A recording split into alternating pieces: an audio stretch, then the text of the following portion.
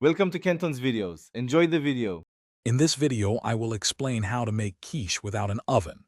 We'll dive into simple, effective techniques that ensure a delicious result every time. You'll learn about using common kitchen appliances to create a golden, savory quiche. Get ready to master the art of oven-free quiche making with practical tips and clear instructions.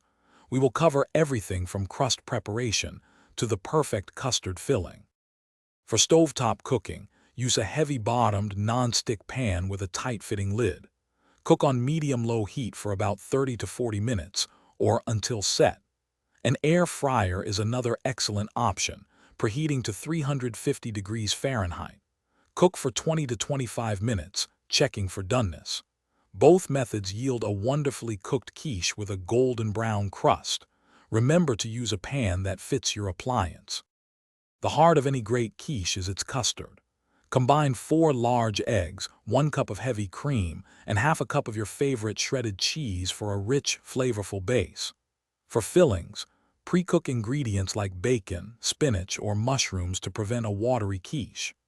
A pre-baked crust about 1/8 inch thick provides the necessary structure for these alternative cooking methods, ensuring a perfect foundation.